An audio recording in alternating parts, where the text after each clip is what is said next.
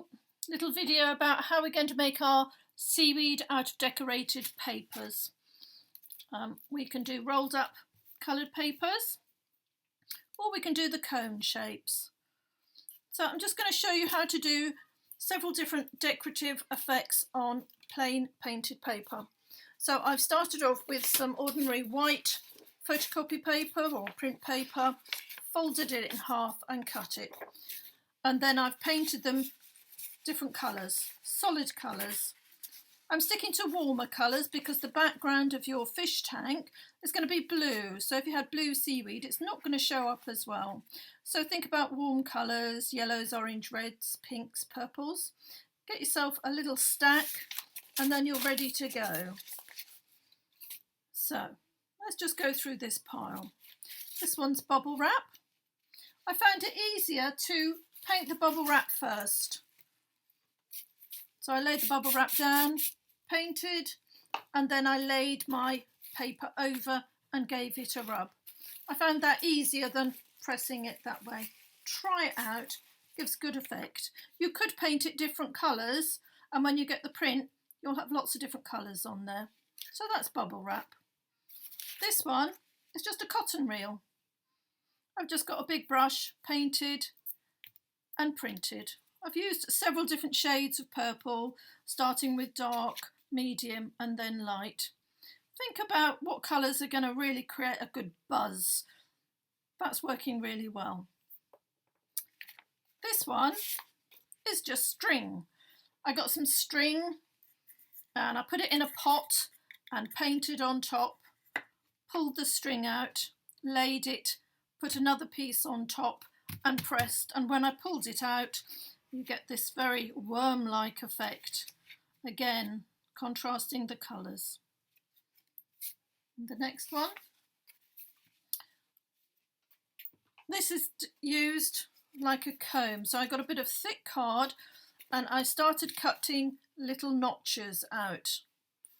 And this is the side. Now, because it's cardboard, the more I used it, the water got into the edges and I ended up with a much better print than if I had just the thin. So again, just paint and print down. I might put another colour on top of that to give it a little bit more depth. Now this one is from those orange bags I asked you to save. This was the muckiest, so if you're doing a load of printing, I would do this one last. So you want to get your netting. You don't need to use all of it. Again, use a little pot, pop it in, get your paintbrush and dab on different colours. And then with this one, I would do it on half. So imagine that that has paint on it. You want to spread it out with your hands and then you want to fold your paper over and rub down. And then when you open it up, you'll have this effect. So this one has got a couple of layers. I've used a dark and then a light. I think that works really well. It's quite scaly. This one's an old favourite. Again, it is a bit mucky, so make sure you've got your work surface cleared. So this is just splattering. Now the easiest way to splatter is to splatter over something. So load your brush up, hold it nice and close and tap. Make sure you do have lots of newspaper around and nothing valuable on the table. You can use lots of layers. That works really well.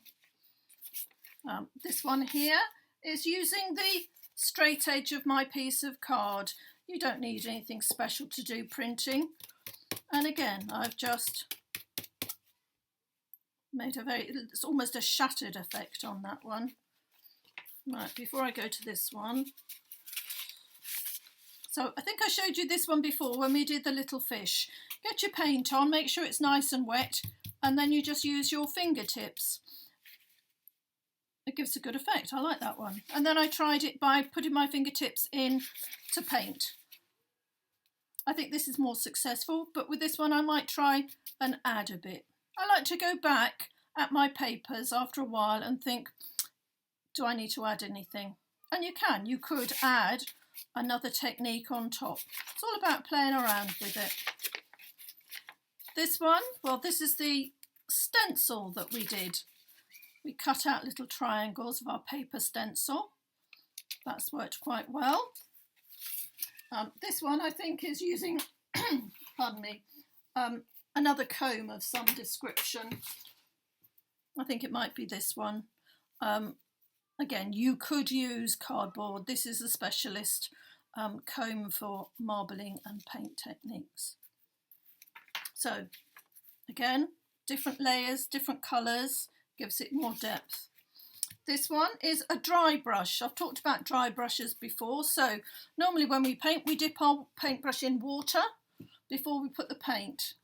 What I would do is mix your paint and then blot your brush out on a piece of kitchen roll so that it's quite dry, and then gently dab onto your paint, and then you'll find you get a dry brush effect. This has got a little bit of paint on it,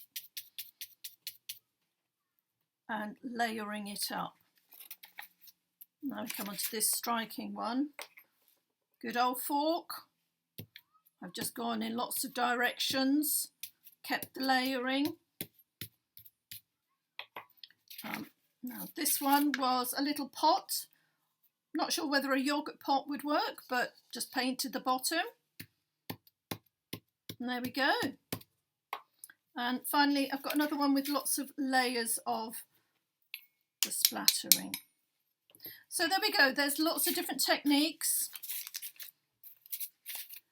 And I think you'll agree we can get some really good textures and colours going on. Look at all those.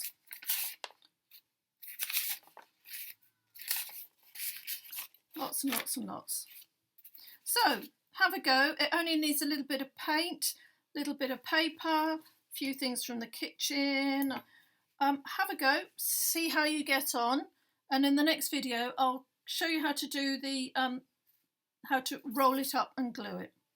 Okay, that's it for now. Bye.